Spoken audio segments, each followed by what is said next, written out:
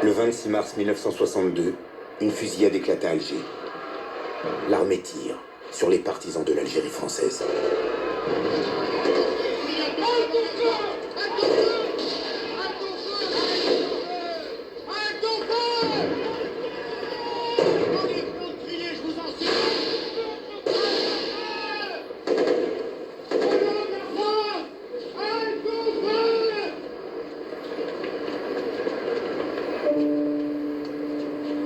Ces affrontements entre Français provoquent la mort de 80 personnes. Pour les Européens d'Algérie, la blessure est profonde. Ils comprennent qu'ils n'ont plus leur place dans l'Algérie nouvelle.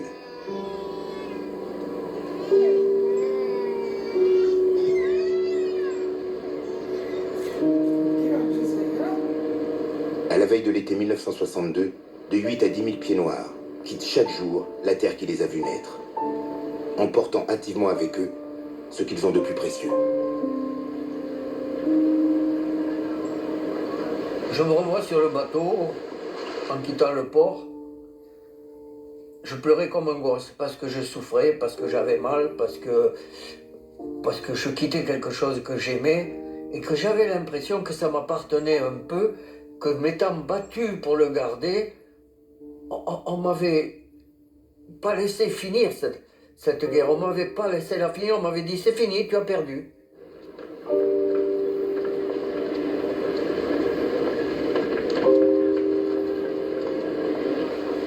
Nous sommes partis le 1er juin 62 avec 2 valises et une boîte de jouets pour mon frère et une poupée pour moi.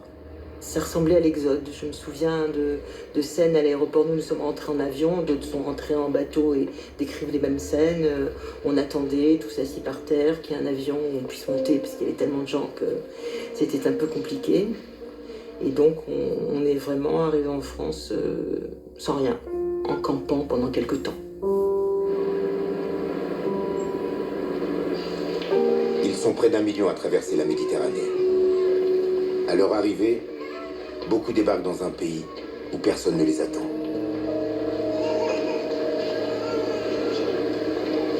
Est-ce que vous comptez rester définitivement en métropole? Mais je sais pas.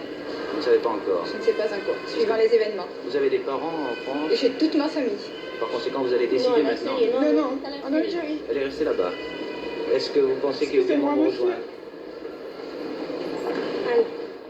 Et vous souhaitez retourner en Algérie? Je voudrais de tout cœur. Demain, on voudrait retourner, monsieur.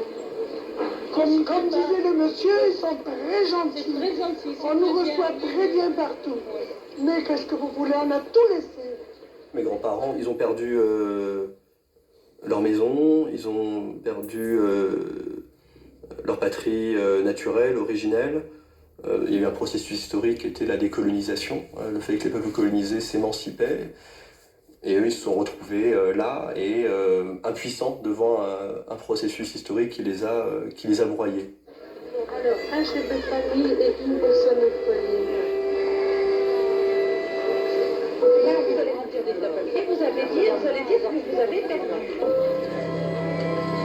Pour ces déracinés, c'est l'année zéro.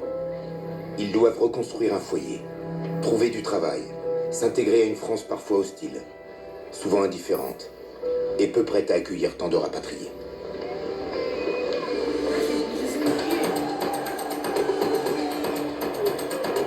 Le 5 juillet 1962, après 132 années de présence française et 8 années d'une guerre qui s'est soldée par 300 à 500 000 morts, l'Algérie hisse son drapeau.